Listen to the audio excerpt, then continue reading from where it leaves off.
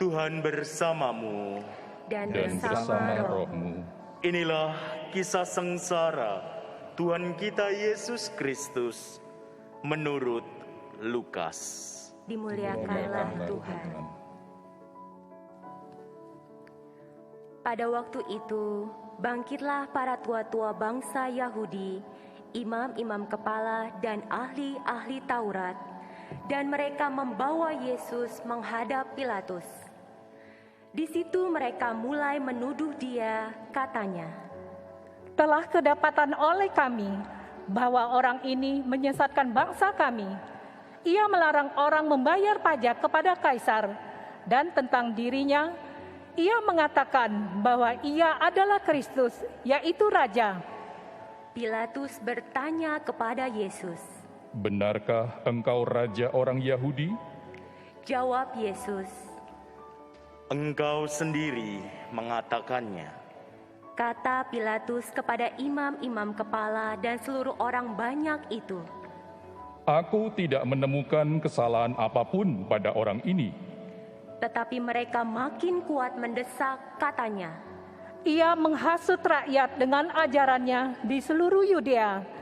Ia mulai di Galilea dan kini sudah sampai di sini.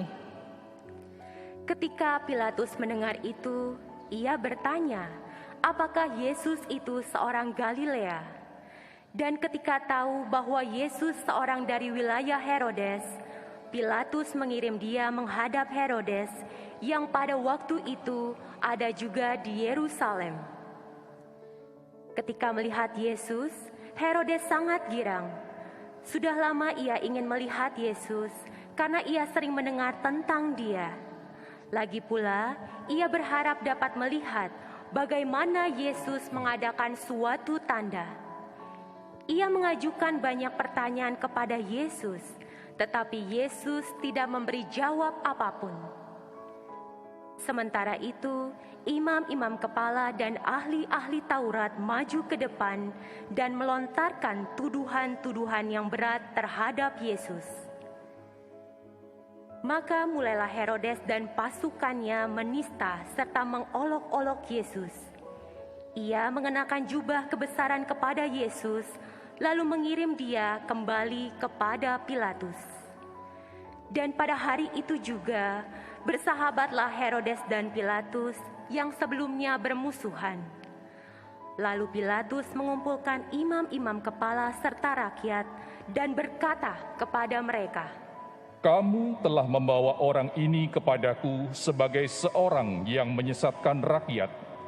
Kamu lihat sendiri bahwa aku telah memeriksanya, dan dari kesalahan-kesalahan yang kamu tuduhkan kepadanya, tidak ada yang kudapati padanya. Herodes pun tidak menemukan kesalahan padanya, sehingga ia mengirimkan dia kembali kepada kami. Sesungguhnya, tidak ada suatu apapun yang dilakukannya yang setimpal dengan hukuman mati. Jadi aku akan menghajar dia, lalu melepaskannya." sebab Pilatus wajib melepaskan seorang tahanan bagi rakyat pada hari raya itu. Tetapi mereka berteriak bersama-sama, "Enyahkanlah dia, lepaskanlah Barabas bagi kami." Barabas dimasukkan ke dalam penjara berhubung dengan suatu pemberontakan yang telah terjadi di dalam kota dan karena pembunuhan. Sekali lagi, Pilatus berbicara dengan suara keras kepada mereka karena ia ingin melepaskan Yesus. Tetapi mereka berteriak membalasnya, "Salibkanlah dia! Salibkanlah dia!" kata Pilatus untuk yang ketiga kalinya kepada mereka. Kejahatan apa yang sebenarnya telah dilakukan orang ini? Tidak ada suatu kesalahan pun yang kudapati padanya yang setimpal dengan hukuman mati. Jadi aku akan menghajar dia, lalu melepaskannya. Tetapi dengan berteriak mereka mendesak dan menuntut supaya Yesus disalibkan. Akhirnya mereka menang dengan teriakan mereka. Lalu Pilatus memutuskan supaya tuntutan mereka dikabulkan. Jadi Pilatus melepaskan Barabas yang dimasukkan ke dalam penjara karena pemberontakan dan pembunuhan itu sesuai dengan tuntutan mereka. Ketika membawa Yesus untuk disalibkan, para serdadu menahan seorang bernama Simon dari Kirene yang baru datang dari luar kota, lalu meletakkan salib Yesus di atas bahunya supaya ia memikulnya sambil mengikuti Yesus. Sejumlah besar orang mengikuti Yesus. Di antaranya banyak perempuan yang menangisi dan meratapi dia. Yesus berpaling kepada mereka dan berkata, "Hai putri-putri Yerusalem, janganlah kamu menangisi aku, melainkan tangisilah dirimu sendiri dan anak-anakmu. Sebab lihat, akan tiba masanya orang berkata, berbahagialah perempuan mandul, berbahagialah perempuan yang rahimnya tidak pernah melahirkan dan yang tidak pernah menyusui. Maka orang akan mulai berkata kepada gunung-gunung, runtuhlah menimpa kami, dan kepada bukit-bukit, timbunilah kami. Sebab jikalau orang berbuat demikian terhadap kayu hidup, apakah yang akan terjadi dengan kayu kering?"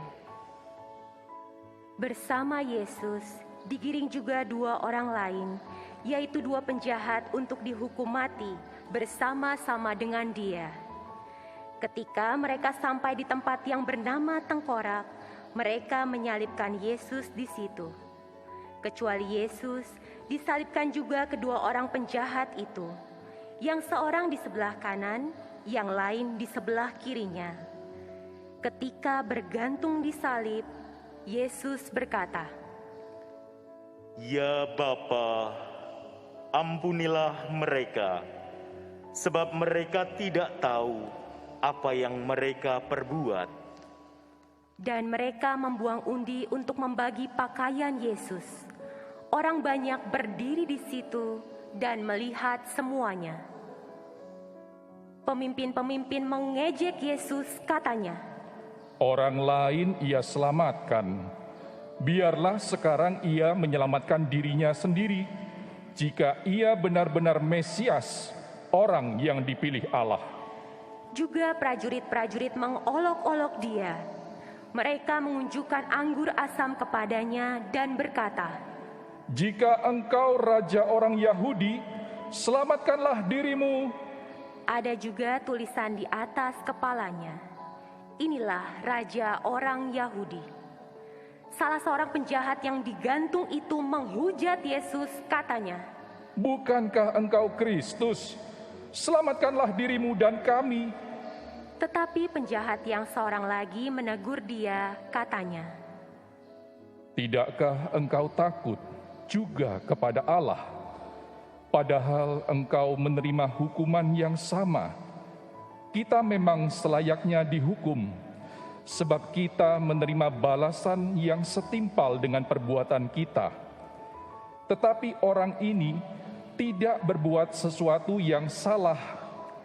Lalu ia berkata kepada Yesus, Yesus, ingatlah akan aku apabila engkau datang sebagai Raja.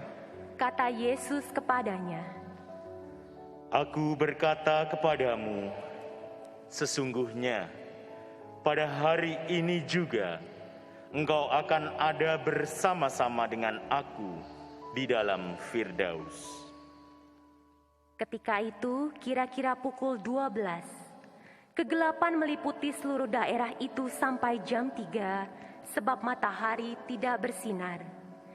Ketika itu tabir bait suci terbelah dua, lalu Yesus berseru dengan suara nyaring, "Ya Bapa, ke dalam tangan-Mu kuserahkan nyawaku." Dan sesudah berkata demikian, Yesus menyerahkan nyawanya.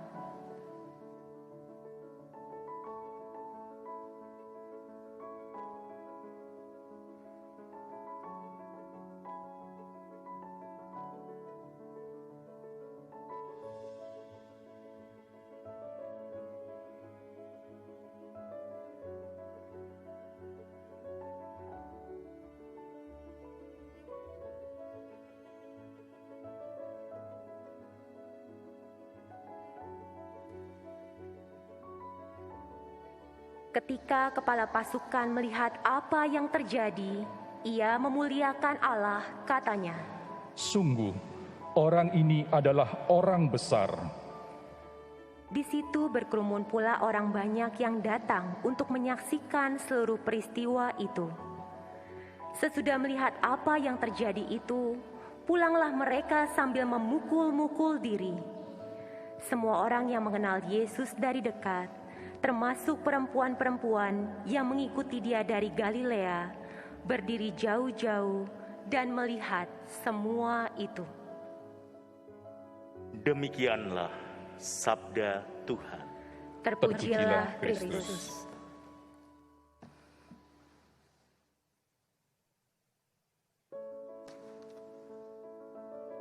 Saudari dan saudara terkasih dimanapun Anda berada, saya ingin memulai homili hari ini dengan sebuah cerita sederhana. Beberapa hari yang lalu, saya sempat berkunjung ke rumah umat yang lansia dan beberapa aktivis gereja yang karena sakit tidak bisa untuk datang ke gereja. Dalam perjumpaan itu, kami ngobrol banyak hal dan sharing tentang pengalaman hidup. Ada satu sharing yang sungguh bagi saya mengena.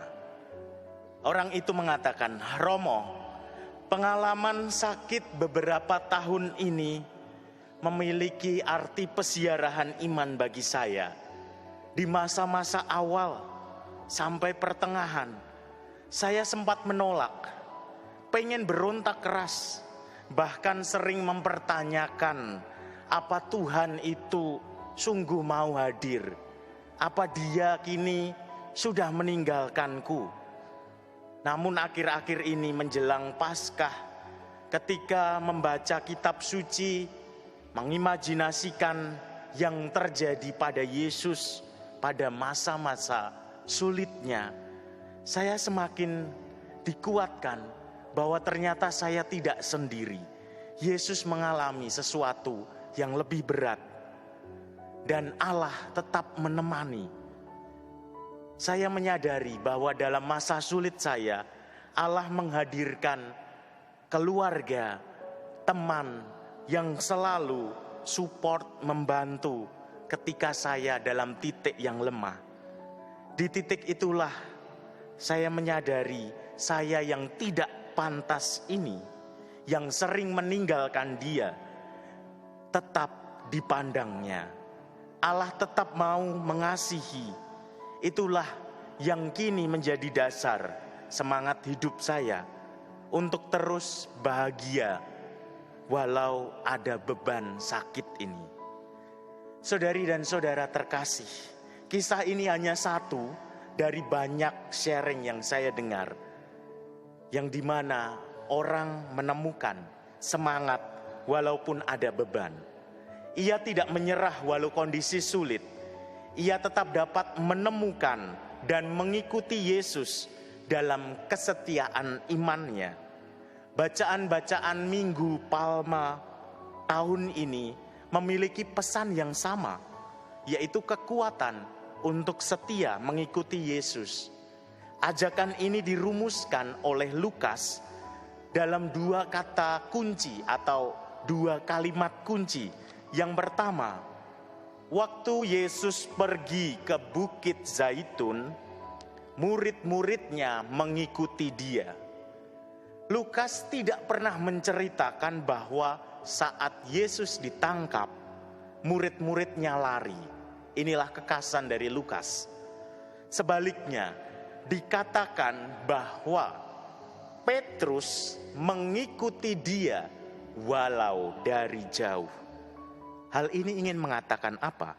Walau penuh pergumulan, pergulatan, tetapi ia tidak meninggalkan imannya akan Yesus.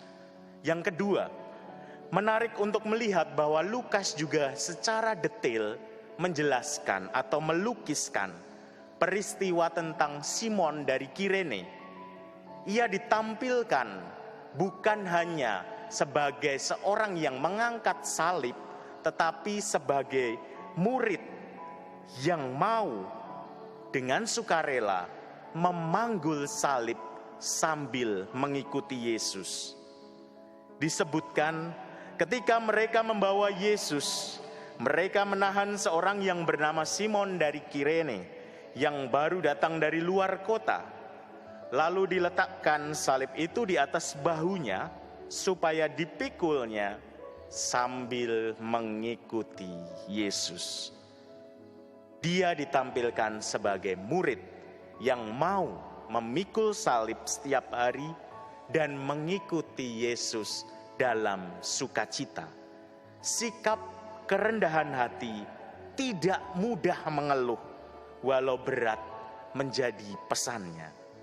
Mengikuti Yesus, memanggul salib adalah dua kata kunci dari Lukas. Dari manakah kekuatan itu? Jawabannya dari pengalaman dikasihi Allah. Inilah yang disampaikan Lukas saat melukiskan Petrus, yang dimana Yesus berpaling memandang Petrus. Petrus tetap dipandang dan dikasihani walau dia menyangkal. Dia tetap diterima, dan inilah dasar untuk setia, seperti halnya sharing yang saya dengar dan saya tadi munculkan di awal.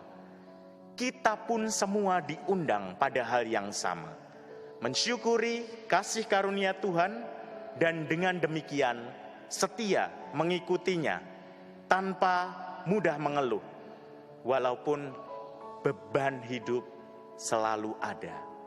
Kita jalani hidup dalam penuh sukacita, dalam jalan salib untuk kebaikan bersama. Kemuliaan kepada Bapa dan Putra dan Roh Kudus.